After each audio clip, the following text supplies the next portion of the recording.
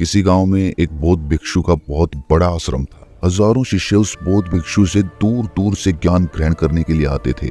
एक बार उनके पास एक ऐसा शिष्य पहुंचा जो बहुत बोलता था, हमेशा बोलता ही रहता था।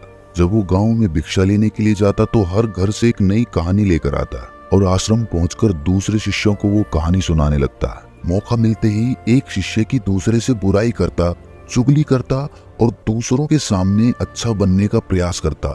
खुद के मुंह से खुद की ही तारीफ करने लगता और हमेशा ही खुद को गुरु के सामने सबसे बुद्धिमान और उत्तम साबित करने का प्रयास करता। वो खुद को दूसरे शिष्यों से अलग और श्रेष्ठ मानता था।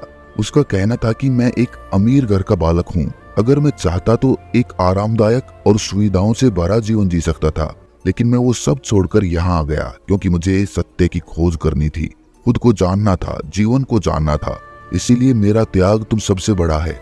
एक दिन गुरु ने आश्रम के सभी शिष्यों को बुलाकर कहा, आप सभी को अगले 1 माह के लिए कोई ना कोई संकल्प लेना है। इससे आपकी संकल्प शक्ति मजबूत होगी और आप में आत्मविश्वास का संचार होगा। आप सभी अपने सामर्थ्य और अपनी हिम्मत के अनुसार कोई भी संकल्प ले सकते हैं और यदि 1 माह से पूर्व आप में से जिसका भी संकल्प टूटता जाएगा वो अपनी पुरानी दिनचर्या में वापस आ जाएंगे। सभी शिष्यों ने अपनी शक्ति और अपनी हिम्मत के अनुसार छोटे बड़े संकल्प ले लिए और गुरु को अपने अपने संकल्प के बारे में बताकर वहां से चले गए। लेकिन वो शिष्य जो खुद को सबसे अलग और सबसे बड़ा दिखाना चाहता था, वो सीधे गुरु की कुटिया में पहुंच गया और बोला कि गुरुजी मैं कोई छोटा मोटा संकल्प नहीं लेना चाहता, बल्कि खुद की ही भांति कोई महान और बड़ा संकल्प लेना चाहता हूँ। कृपया करके आप ही बताएं कि मुझे क्या संकल्प लेना चाहिए। उसकी ये बात सुनकर गुरु मुस्कुराए और बोले कि क्या तुम मेरे द्वारा दिए गए संकल्प को पूरा भी कर पाओगे? क्या तुम्हारे लिए उसे पूरा करना संभव होगा? शिष्य ने कहा कि नहीं गुरुदेव, आप जो भी संकल्प मुझे देंगे मैं जरूर उसे पूरा करूंगा। गुरु ने कुछ क्षण सोचा और फिर कहा कि अगले 1 माह तक तुम्हें चुप रहना है। तुम अपने मुंह से एक भी शब्द नहीं निकालोगे, यही तुम्हारा संकल्प है। बोलो, पूरा कर पाओगे? शिष्य ने हंसते हुए कहा कि गुरुदेव, ये भी कोई संकल्प हुआ? ये तो बहुत ही आसान है। 1 माह तक चुप ही तो रहना है। आप कोई बड़ा संकल्प दीजिए जो मेरी योग्यता के लायक हो, जिसे पूरा करने में मुझे समस्या हो। गुरु ने कहा कि पहले तुम ये संकल्प पूरा करके दिखाओ। शिष्य ने गुरु की बात मान ली और वो उसी समय चुप हो गया और पलटकर कुटिया से बाहर चला गया। उसे चुप रहना बहुत आसान लग रहा था। उसने एक दिन तो जैसे तैसे चुप रहकर काट लिया, लेकिन दूसरे दिन से उसके मन में ना बोलने का बोझ बढ़ने लगा। तीसरे दिन उसे भारीपन महसूस होने लगा और चौथे दिन उसके अंदर एक अजीब सी बेचैनी होने लगी, क्योंकि आसपास आश्रम के सभी शिष्य एक दूसरे से बातें कर रहे थे। वो भी अपना पक्ष उनके सामने रखना चाहता था, उनकी बोलती बंद कर देना चाहता था, लेकिन उसका संकल्प उसके आड़े आ रहा था। इसीलिए वो पूरे दिन सिर्फ मुंह और आंखें बनाता रहता। इसी तरीके से कुछ दिन और बीते और वो शिष्य बीमार पड़ गया। उसका सर फटा जा रहा था, उसका खाने पीने का मन तक नहीं कर रहा था, वो सिर्फ बोलना चाहता था। वो गुरु के पास गया और उनके सामने बैठकर लिखकर उन्हें बताया, गुरुदेव, मैं बोलना चाहता हूँ, बिना बोले मुझे सांस नहीं आ रही, मेरा दम घुटता जा रहा है, मैं अंदर ही अंदर पागल हुआ जा रहा हूँ, मैं क्या करूँ? संकल्प तोड़ दूं क्या? ये पढ़कर गुरु मुस्कुराए और बोले कि संकल्प तो तोड़ने के लिए ही होते हैं, लेकिन जो अपने संकल्प को पूरा कर लेता है वही अपनी आंतरिक शक्ति को बढ़ाता है, और जो अपनी आंतरिक शक्ति को बढ़ा लेता है वो समझ और जागृति की राह पर आगे बढ़ जाता है। संकल्प का लेना भी तुम्हारे हाथ में था और इसे तोड़ना भी तुम्हारे हाथ में है। तुम्हारे बहुत से भाई अपने संकल्प को तोड़कर अपनी पुरानी दिनचर्या पर वापस आ चुके हैं। अगर तुमसे नहीं हो पा रहा तो तुम भी अपना संकल्प तोड़कर अपनी पुरानी दिनचर्या पर वापस आ सकते हो। लेकिन याद रहे, अगर आज तुम इस छोटे से संकल्प को नहीं संभाल पा रहे हो तो तुम अपनी बाकी की पूरी जिंदगी को कैसे संभाल सकोगे? बाकी फैसला पूरी तरह से तुम्हारे हाथों में है। गुरु की ये बात उस शिष्य के दिल पर चोट कर गई। वो बिना कुछ बोले वहां से वापस चला गया और खुद को अपनी कुटिया में बंद कर लिया। वो केवल अपने जरूरी कामों के लिए कुटिया से बाहर निकलता, बाकी सारे समय कुटिया के अंदर ही बैठा रहता। 15 दिन बीत चुके थे और आश्रम के लगभग सभी शिष्यों का संकल्प अब टूट चुका था, लेकिन उसका संकल्प अभी भी जारी था। संकल्प लेने के बाद से अब तक उसने एक शब्द भी नहीं बोला था। सारा आश्रम हैरान था कि इतना बोलने वाला इंसान चुप कैसे हो गया। 15 दिन बीतने के बाद वो दोबारा अपने गुरु के पास गया और लिखकर बताया कि गुरुदेव, बाहर से तो मैं चुप हूँ, लेकिन भीतर बहुत सी आवाजें हैं, बहुत सी चीख पुकार और शिकायतें हैं। मैं अंदर ही अंदर बात करता रहता हूँ। मेरा मन तरह तरह के प्रश्न पूछता रहता है और मैं बाहर से जितना मौन हूँ, भीतर से उतने ही शोर शराबे से भरा हुआ हूँ। क्या इस तरह से मेरा संकल्प अभी भी जारी है? गुरु ने कहा कि हाँ, तुम्हारा संकल्प अभी भी जारी है, लेकिन जब तक लोगों की आवाज तुम्हारे कानों में पड़ती रहेंगी, तुम्हारा मन बोलता रहेगा, क्योंकि इसे तो आदत है बोलने की। तुम भले ही बाहर से चुप रहो, लेकिन तुम अंदर ही अंदर बोलते रहोगे। तुम्हें इन बातों से, इन आवाजों से दूर जाना पड़ेगा। शिष्य गुरु को प्रणाम कर वहां से चला जाता है और सुबह होते ही अपनी कुटिया छोड़कर जंगल की तरफ चला जाता है।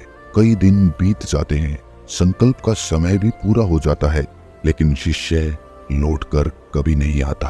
आश्रम में सभी को डर था कि कहीं जंगली जानवरों ने उसे अपना निवाला तो नहीं बना लिया। इस बीच उसे ढूंढने की भी बहुत कोशिश की गई, लेकिन वो कहीं नहीं मिला। सभी गुरु भाइयों ने मान लिया कि जंगली जानवरों ने उसे अपना शिकार बना लिया है, लेकिन गुरु को ऐसा नहीं लगता था। एक दिन आश्रम का एक दूसरा शिष्य गुरु के पास आया और बोला कि गुरुदेव, हमारे उस अधिक बोलने वाले भाई के साथ क्या हुआ होगा? क्या जानवरों ने उसे मार दिया होगा? गुरु ने कहा कि हो सकता है कि जानवरों ने उसे अपना शिकार बना लिया हो, लेकिन उसके ना लौटने की एक दूसरी वजह भी हो सकती है। शायद उसे वो मिल गया है जिसके लिए वो गया था।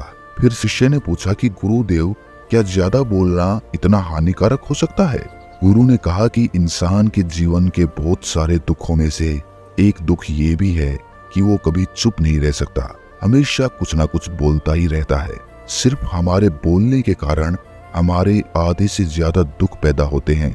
परिवार के अधिकतर झगड़ों की वजह हमारा बेमतलब बोलना ही होता है। हम में से कोई भी चुप रहना ही नहीं चाहता। हम बस सामने वाले को अपने मन की सारी बातें सुना देना चाहते हैं, फिर चाहे सामने वाला उसे सुनना चाहे भी नहीं। और इसी तरीके से हम बेमतलब की बातें बोलते रहते हैं और अपने अंदर दूसरों की बेमतलब की बातें भरते रहते हैं और जिंदगी भर यही चलता रहता है। लेकिन इस नासमझी में हमें अपना समय, अपना जीवन, अपनी समझ और सबसे महत्वपूर्ण वो कीमती पल जो जिए जा सकते हैं, जिनको अनुभव किया जा सकता है, जिनमें आनंद की प्राप्ति हो सकती है, ये सब हम खो देते हैं। लेकिन इसके बदले हमें मिलता क्या है?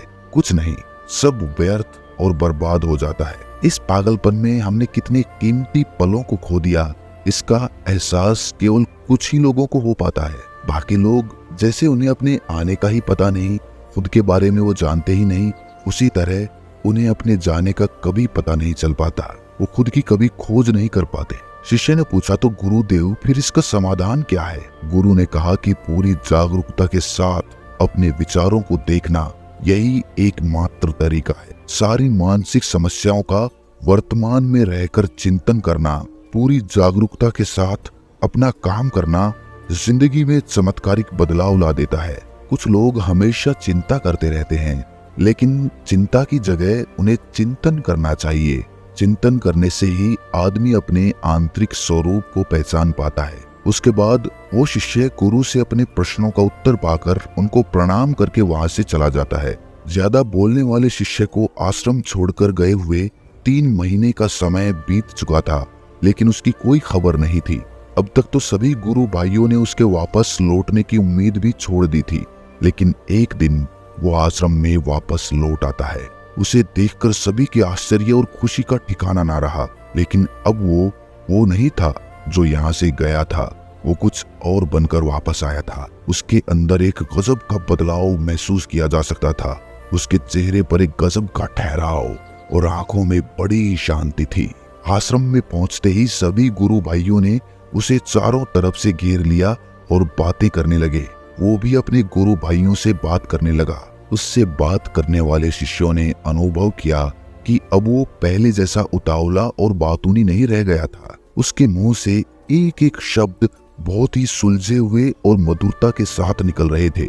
थोड़ी देर तक गुरु भाइयों से बात करने के बाद वो सीधा गुरु की तरफ चला गया।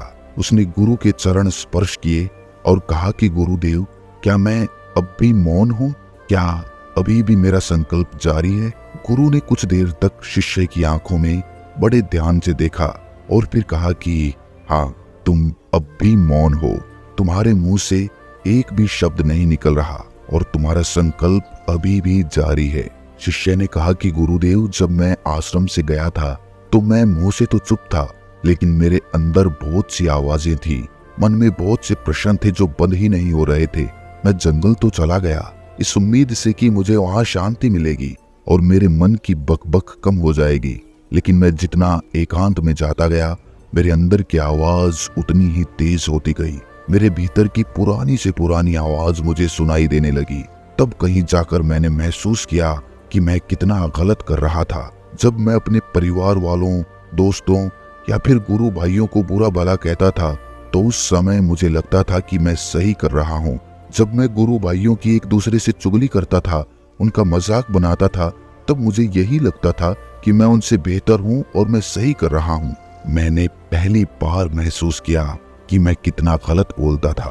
काफी दिनों तक ये आवाजें, ये शिकायतें मेरे अंदर चलती रहीं, लेकिन धीरे धीरे करके एक दिन ये सारी आवाजें मेरे अंदर से समाप्त हो गईं। अब मैं भीतर से भी मौन हो गया। उस घने जंगल में बाहर से बोलने वाला कोई नहीं था और भीतर कोई आवाज बची ही नहीं थी। और मैंने उस दिन पहली बार मौन का सही मतलब समझा। मेरे चारों तरफ बहुत शांति थी। हालांकि अभी भी मुझे आवाजें आ रही थी जो पहले भी आती थी, लेकिन तब मैं उन्हें सुन नहीं पाता था। पर अब वो सभी आवाजें मुझे स्पष्ट रूप से सुनाई दे रही थी। हवा के चलने की आवाज, चिड़ियों के चहकने की आवाज और पानी के बहने की आवाज, ये सभी आवाजें मैंने पहली बार पूरे होश पूर्वक सुनी। अपने चारों तरफ इतनी शांति मैंने पहले कभी महसूस नहीं की थी। और आखिर में जब ये शांति मुझे महसूस हुई तो मैं अंदर से चिल्ला उठा। मैं बोल उठा कि हे ईश्वर, ये कैसी शांति है? सभी कुछ इतना शांत क्यों है? लेकिन मेरे चिल्लाने के बाद भी वो शांति भंग नहीं हुई। सब कुछ पहले के जितना ही शांत था, बाहर भी और भीतर भी। हे गुरुदेव, मेरी आंखों से अश्रुओं की धाराएं बह रही थी। अभी मैंने अपने गुरु भाइयों से बात की, मैंने आपसे बात की। मैं बोल रहा हूँ, मैं चल रहा हूँ, मैं सब कुछ देख रहा हूँ, लेकिन मैं अपने भीतर एकदम एकांत में हूँ, मौन में हूँ। भीड़ में होता हूँ तब भी मैं भीतर से अकेला और एकांत महसूस करता हूँ। जब मैं खुद से शोर शराबा करना भी चाहता हूँ तब भी अंदर से एकांत ही रहता हूँ। अब सब कुछ दिखाई पड़ने लगा है, सब कुछ सुनाई पड़ने लगा है। गुरु ने अपना आखिरी उपदेश देते हुए कहा कि जब तक हम बाहर की तरफ बोलते रहेंगे, भीतर अशांति ही बनी रहेगी। लेकिन जिस दिन हम भीतर की तरफ मुड़ जाएंगे, तब हमारे मुंह से कुछ भी निकलेगा, तब भी हम शांत ही रहेंगे। दुनिया में जितनी भी बुराइयां हैं, ज्यादातर हमारे बोलने से ही उत्पन्न होती हैं, क्योंकि हम चुप रहना कभी चाहते ही नहीं है। चुप रहना भी एक बातचीत होती है, लेकिन वो हमारी अंतरात्मा से बातचीत होती है, हमारी आंतरिक बातचीत होती है। हमें जितनी जरूरत है हम उससे कहीं ज्यादा बोलते हैं। हम सामने वाले को सुनना नहीं चाहते, बल्कि उसकी बोलती बंद कर देना चाहते हैं, उसे समझा देना चाहते हैं कि मैं कौन हूँ, मैं क्या कर सकता हूँ। और यही हमारी जिंदगी का मकसद बनकर रह जाता है। हमारी सारी ऊर्जा इस व्यर्थ के बोलने में बर्बाद होती रहती है। इसी तरह से समाज में लोगों का जीवन दुखों से भर जाता है, जो हमेशा एक दूसरे को सुनाने में लगे रहते हैं। कभी एक दूसरे को सुनना चाहते ही नहीं, समझना ही नहीं चाहते। और चुप रहना तो उन्होंने कभी सीखा ही नहीं, क्योंकि चुप रहना उन्हें छोटा महसूस करवाता है। दुनिया की सभी लड़ाइयों का कारण हमारा ज्यादा बोलना ही होता है। इसीलिए हमें सिर्फ उतना ही बोलना चाहिए जितना जरूरी हो, क्योंकि व्यर्थ का बोलना ऊर्जा को नष्ट करता है। और ये बोलना ही हमें भीतर की ओर लौटने नहीं देता, क्योंकि ये हमें बाहर की ओर खींच कर रखता है। और बाहर है ही क्या इस संसार के अलावा। लेकिन अगर हमें अपने भीतर के संसार की ओर मुड़ना है, अपनी भीतर की यात्रा करनी है, तो हमें अपने मुंह को बंद रखना चाहिए। इसीलिए जितने भी बुद्ध हुए, आत्मज्ञानी हुए, वो सभी एकांत की ओर भागे, ताकि उन्हें ज्यादा बोलना ना पड़े, ज्यादा सुनना ना पड़े। वो एकांत में रहें और शांत रहे, इसीलिए आसानी से भीतर की यात्रा कर पाए। लेकिन अगर कोई चाहे तो इस संसार में रहकर भी एकांत में रह सकता है, शांत रह सकता है, लेकिन इसके लिए उन्हें अपनी ऊर्जा बचानी होगी, जिसे वो अब तक अपने व्यर्थ के शब्दों में बर्बाद करते रहे हैं। बोलना ही हमें भीतर की ओर लौटने नहीं देता, क्योंकि ये हमें बाहर की ओर झुकाए रखता है। और ये कहकर गुरु और शिष्य दोनों मौन हो जाते हैं और मौन करते हुए ध्यान में, गहरे ध्यान में प्रवेश कर जाते हैं। तो दोस्तों, कैसी लगी ये कहानी आपको कमेंट सेक्शन में जरूर बताना, और अच्छी लगी हो तो इस चैनल को सब्सक्राइब करके नोटिफिकेशन बेल को जरूर प्रेस कर देना। तो मिलते हैं अगली कहानी में, तब तक के लिए मौन रहने का अभ्यास करें।